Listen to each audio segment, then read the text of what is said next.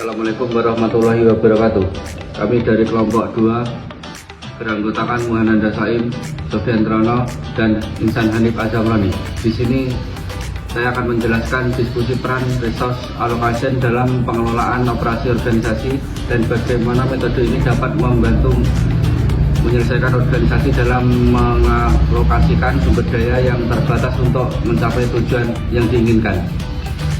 Pada era transformasi digital telah bahwa perubahan fundamental dalam tata kelola organisasi di sektor publik, kehadiran sistem informasi manajemen atau disingkat dengan SIM menjadi katalisator utama dalam modernisasi layanan dan meningkatkan efisiensi operasional dalam satu organisasi. Dinamika perkembangan teknologi informasi yang berkembang pesat menghadirkan paradigma baru dalam pengelolaan organisasi publik, di mana efisiensi, transparansi, dan akuntabilitas menjadi tuntunan utama masyarakat. Implementasi SIM di sektor publik Indonesia menghadapi kompleksitas tersendiri, mengingat karakteristik birokrasi yang cenderung rigid dan resistensi terhadap perubahan. Demikian urgensi adopsi SIM semakin mendesak seiring dengan meningkatnya ekspektasi publik terhadap kualitas layanan suatu organisasi. Fenomena ini menciptakan kesenjangan antara kebutuhan modernisasi sistem dan kesiapan organisasi dalam mengadopsi perubahan. Transformasi digital melalui implementasi SIM tidak sekedar bicara tentang adopsi teknologi, tetapi juga menyangkut perubahan fundamental dalam budaya kerja, pola komunikasi, dan mekanisme mengambil keputusan. Sektor publik dituntut untuk melakukan reorientasi proses bisnis yang lebih efisien, adaptif, dan berorientasi pada kepuasan pemangku kepentingan. Urgensi penelitian ini semakin relevan mengingat masih terbatasnya sumber daya yang komprehensif, mengingat dampak implementasi SIM terhadap efisiensi operasional di sektor publik satu organisasi, yaitu di negara kita, yaitu Indonesia. Studi kasus ini berupaya mengisi kesenjangan tersebut untuk menganalisis secara mendalam berbagai aspek implementasi SIM dan pengaruhnya terhadap kinerja suatu organisasi. Hasil dan pembahasan implementasi sistem informasi manajemen di sektor publik menunjukkan transformasi signifikan dalam berbagai aspek operasional organisasi. Analis mendalam terhadap berbagai implementasi SIM mengungkapkan beberapa temuan krusial yang mempengaruhi efisiensi operasional dalam suatu organisasi. Yang pertama, transformasi proses bisnis. Implementasi sistem informasi manajemen pada sektor publik menghadirkan proses fundamental dalam pengelolaan operasi suatu organisasi. Digital proses administratif tidak hanya mengubah cara kerja tradisional, tapi juga menciptakan paradigma baru dalam menyediakan layanan publik. Observasi menunjukkan bahwa organisasi yang implementasi SIM mengalami peningkatan efisiensi waktu layanan hingga 60% dibandingkan dengan sistem manual. Transformasi digital melalui SIM menghasilkan standarisasi proses yang lebih struktur dan konsisten. Penguatan tata kelola dan akuntabilitas. Implementasi SIM membawa dampak signifikan terhadap penguatan tata kelola organisasi yang baik. Sistem pencatatan digital yang integrasi menciptakan audit yang komprehensif, memungkinkan pengusahaan setiap transaksi dan aktivitas dalam sistem. Transparansi ini menjadi fondasi penting dalam upaya pencegahan praktek-praktek yang tidak sesuai dengan prosedur standar, sekaligus meningkatkan akurasi data yang dilaporkan. Integrasi sistem pelanggaran dengan modul monitoring kinerja menciptakan mekanisme kontrol yang lebih baik dalam penggunaan anggaran publik di suatu organisasi. Optimalisasi manajemen sumber daya. Penerapan SIM memberikan dampak transformatif terhadap pengelolaan sumber daya organisasi.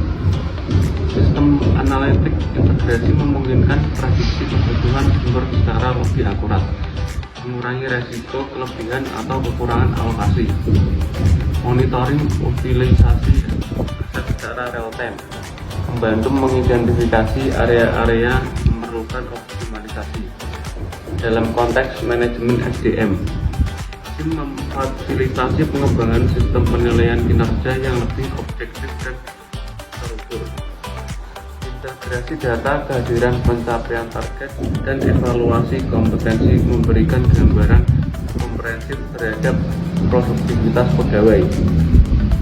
Sistem pembelajaran digital yang terintegrasi dengan SIM memungkinkan pengembangan kompetensi yang lebih terarah dan sesuai dengan kebutuhan organisasi.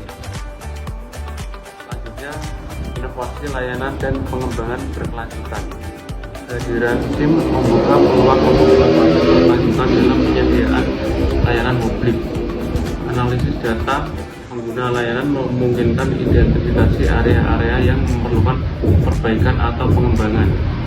Sistem umpan balik terintegrasi memberikan masukan langsung dari pengguna layanan, memungkinkan penyesuaian yang lebih responsif terhadap kebutuhan masyarakat. Pengembangan aplikasi mobile dan layanan self-service melalui SIM meningkatkan aksesibilitas layanan publik. Integrasi dengan berbagai kanal digital memungkinkan masyarakat mengakses layanan pemerintah kapan saja dan di mana saja. Sistem antrian digital dan penjadwalan otomatis mengurangi waktu tunggu dan meningkatkan kepuasan pengguna layanan. Inovasi layanan dan pengembangan berkelanjutan. Kehadiran SIM membuka peluang untuk inovasi berkelanjutan dalam penyediaan layanan publik. Analisis data pengguna layanan memungkinkan identifikasi area yang memerlukan perbaikan atau pengembangan. Sistem umpan balik terintegrasi memberikan masukan langsung dari pengguna layanan, memungkinkan penyesuaian yang lebih responsif terhadap kebutuhan masyarakat. Pengembangan aplikasi mobile dan layanan self-service melalui SIM meningkatkan aksesibilitas layanan publik. Integrasi dengan berbagai kanal digital memungkinkan masyarakat mengakses layanan pemerintah kapan saja dan di mana saja. Sistem antrian digital dan penjadwalan otomatis mengurangi waktu tunggu dan meningkatkan kepuasan pengguna layanan. Tantangan dan strategi mitigasi resiko. Implementasi SIM menghadapi berbagai tantangan yang memerlukan pendekatan strategis dalam penanganannya. Keterbatasan infrastruktur teknologi diatasi melalui perencanaan pengembangan bertahap yang mempertimbangkan prioritas dan ketersediaan sumber daya. Resiko keamanan siber diimitigasi melalui implementasi sistem keamanan berlapis dan protokol penanganan insiden yang komprehensif. Sedangkan kompetensi digital diatasi melalui program pengembangan kapasitas yang berkelanjutan. Resistensi terhadap perubahan ditangani melalui strategi komunikasi yang efektif dan pelibatan aktif seluruh pemangku kebijakan. Ketergantungan pada vendor teknologi diminimalisir melalui pengembangan kapabilitas internal dan dokumentasi yang komprehensif. Selanjutnya, dampak terhadap efisiensi produktivitas. Analisis dampak implementasi SIM menunjukkan peningkatan signifikan dalam efisiensi operasional dan produktivitas organisasi. Otomatisasi proses rutin mengurangi beban kerja administratif, memungkinkan pegawai fokus pada tugas-tugas yang memerlukan analisis dan pengambilan keputusan strategis. Integrasi data dan sistem mengeliminasi duplikasi pekerjaan dan mempercepat proses layanan. Sistem monitoring kinerja terintegrasi memungkinkan identifikasi dan penanganan bottleneck dalam proses bisnis secara lebih cepat. Analisis data operasional memberikan insight. Optimalisasi alokasi sumber daya dan perbaikan proses berkelanjutan. Meningkatkan efisiensi ini berkontribusi pada penghematan anggaran operasional yang signifikan. Yang terakhir ada kesimpulan. Implementasi sistem informasi manajemen telah terbukti memberikan dampak transformatif terhadap efisiensi profesional sektor publik, transformasi digital melalui tidak hanya meningkatkan efisiensi proses bisnis, tapi juga mendorong perubahan fundamental dalam budaya organisasi dan pola kerja. Keberhasilan implementasi SIM sangat bergantung pada pendekatan holistik yang mempertimbangkan aspek teknologi, proses, dan sumber daya manusia. Strategi implementasi yang efektif harus mempertimbangkan karakteristik unik sektor publik dan mengantisipasi berbagai tantangan yang mungkin muncul. Penelitian ini menggarisbawahi pentingnya komitmen berkelanjutan dan pengembangan optimalisasi di sektor publik. Diperlukan evaluasi berkala dan penyusunan strategi untuk memastikan sistem tetap relevan dengan kebutuhan organisasi dan ekspektasi stakeholder. Selanjutnya studi kasus respons ke alokasi dalam implementasi sistem informasi ERP di perusahaan manufaktur. Yang pertama, latar belakang masalah. Sebuah perusahaan manufaktur skala menengah yang memproduksi kecerdasan otomatis menghadapi tantangan dalam mengelola operasional. Data inventaris seringkali tidak akurat, menyebabkan keterlambatan produksi dan overstocking. Selain itu, sistem keuangan dan sumber daya manusia SDM dikelola secara manual yang memperlambat pengambilan keputusan. Untuk mengatasi permasalahan ini, perusahaan memutuskan untuk mengimplementasikan sistem enterprise resource planning ERP sebagai solusi terintegrasi. Namun dengan anggaran terbatas dengan $5.000 dan keterlambatan tenaga IT internal, perusahaan merancang alokasi sumber daya secara efektif agar implementasi ERP dapat berjalan sukses. Selanjutnya, tahap yang pertama, identifikasi prioritas dan kebutuhan utama. Perusahaan melakukan analisis kebutuhan melalui diskusi lintas departemen. Hasilnya menunjukkan bahwa masalah utama yang perlu segera diselesaikan adalah yang pertama, manajemen inventaris. Data stok tidak akurat menghambat proses produksi. Yang kedua, produksi dan operasi. Proses produksi tidak terkoordinasi dengan baik secara kurangnya visibilitas. Yang ketiga, keuangan. Laporan keuangan memakan waktu lama karena dilakukan secara manual. Yang keempat, SDM.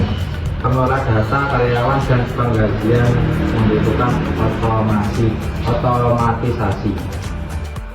Berdasarkan analisis ini, perusahaan memutuskan untuk memulai implementasi dengan modul inventaris dan produksi karena keduanya berkontribusi langsung terhadap kelancaran operasional dan profitabilitas.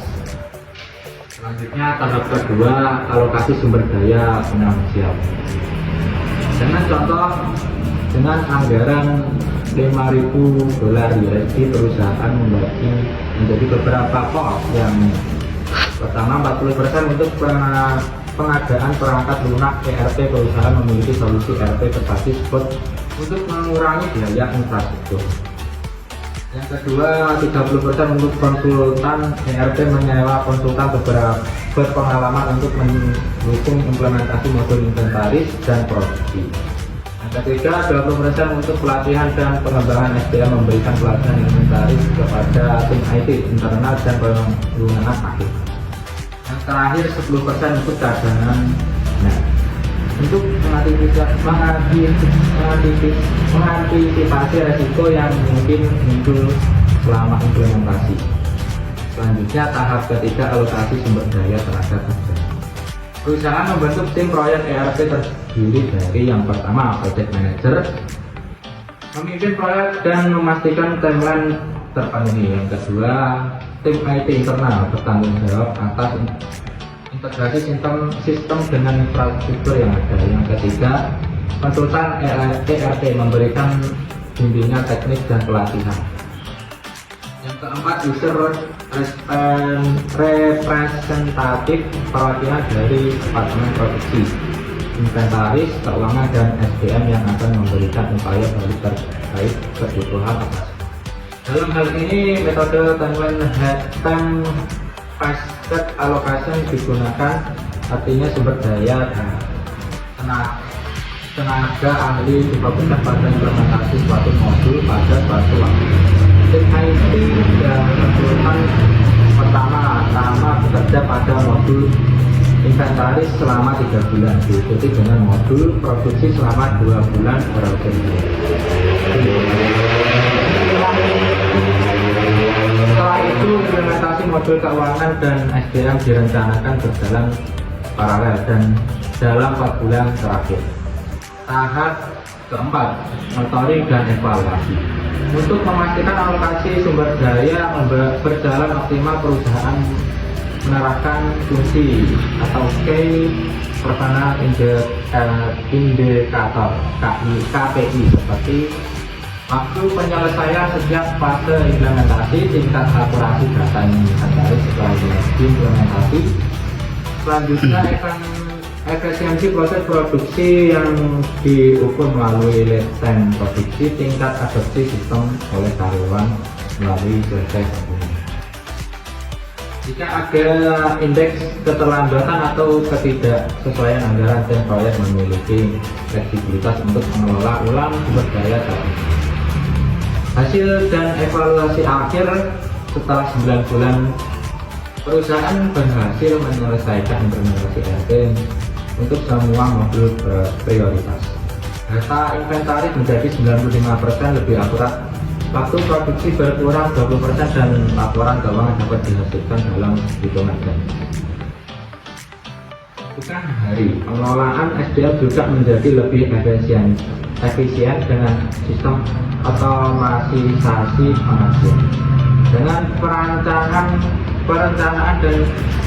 perencanaan dan eksekusi respon alokasi yang tepat, perusahaan tidak hanya mencapai tujuan proyek tepat waktu dan sesuai dengan anggaran, tetapi juga meningkatkan efisiensi operasional secara signifikan. Studi kasus ini menunjukkan bagaimana metode alokasi sumber daya yang cermat dapat mendukung transformasi digital yang sukses dan organisasi. Sekian dari kelompok kami. Wassalamualaikum warahmatullahi wabarakatuh.